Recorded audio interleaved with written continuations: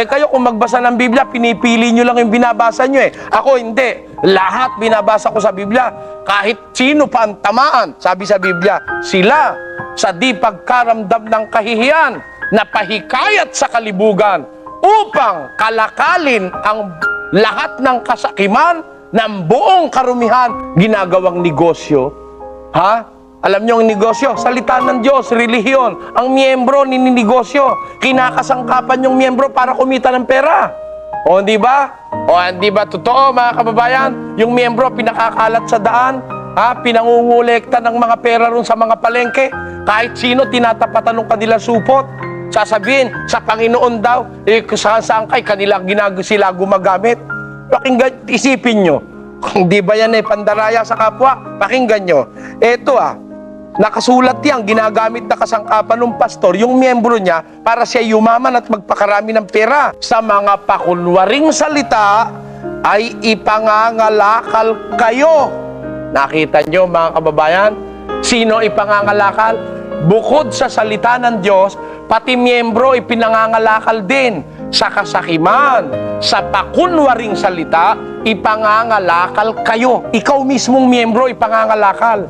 Gagamitin kang kapital para manghingi ka ng pera sa mga daan at supermarket. Gagamitin kang kapital para humingi ng suporta sa politiko. O, di ba? Ang ipinangangako'y ang miyembro para kumuha ng simpatya ng politiko. Yan ang katuparan ng sinasabi ni San Pedro na sa kasakiman ng pakunwaring salita, ipangangalakal kayo, miyembro. Naaawa nga ako dun sa magpapakasali, pagbabayarin pa. Mahal ko nga yung tao na yon na inililigaw na nagbabayad pa. Mahal ko rin yung mga ngaral na baka sakaling matauhan. Tutal, marami na rin lang silang pira. Huwag na silang magpabayad sa kasal at saka sa binyag. Di ba? Total, hindi nyo na kayang ubusin yung pera at nakapalasyo na kayo. Di, wag nyo nang kurakutan pa yung mga squatter, na pati ba naman yung mga squatter, hinihingan nyo pa ng ikapo, wala namang kita yun. Oh, pinopersa nyo pa yung mag-love offering. Ha? Dapat yung mga squatter na may sakit, siya pa nga ang bigyan ng pastor. Aba, itong mga pastor na ito, napakatataka, walang kabusugan. Bakit? Tarairain na niyang pera, nakapalasyo na siya, meron na siya sariling eroplano, ha? Meron na siya sariling vapor. Baka hindi lang vapor, baka barko pa. Ha? Meron na siyang lahat ng bagay at hindi niya na kayang ubusin pati nung kanyang kaapu-apuhan. Pati ba naman ito, squatter na imbis tulungan, sila pa rin ang nag-aabuloy. O, yan ang dapat nating maintindihan, mga kababayan.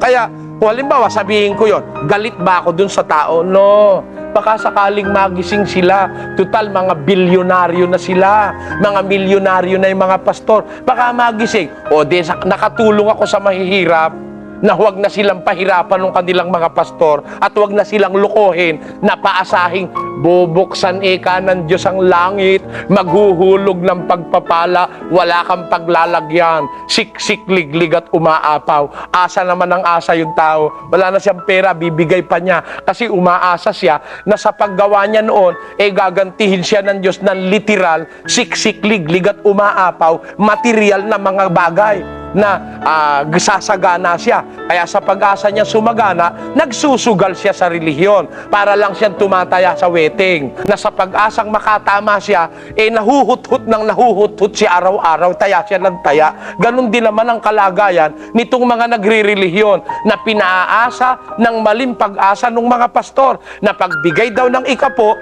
bibigyan ng Diyos ng pagpapala, siksik, liglig, umaapaw. Bigay naman ngayon ng bigay na kahit wala nang makain yung anak, bigay pa rin ng bigay. Hindi masamang magbigay kung ayon sa kalooban ng Diyos. Hindi po ako tutol sa pagbibigay. Mapalad ang nagbibigay kaysa sa binibigyan. Pero kung ang binibigyan natin, pastor naman luloko, pinalarami natin ng kayamanan para lalong makapanloko, hindi tayo dapat magbigay.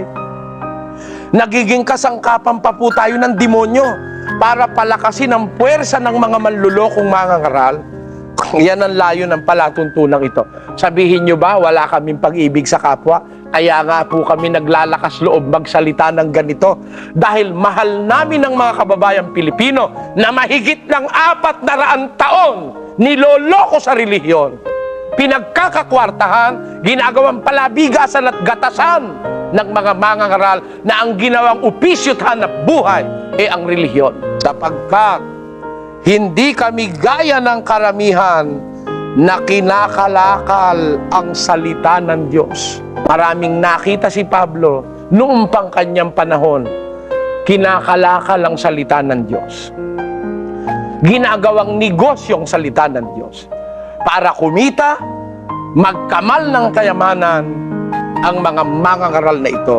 Pati salita ng Diyos, kinakalakal nila.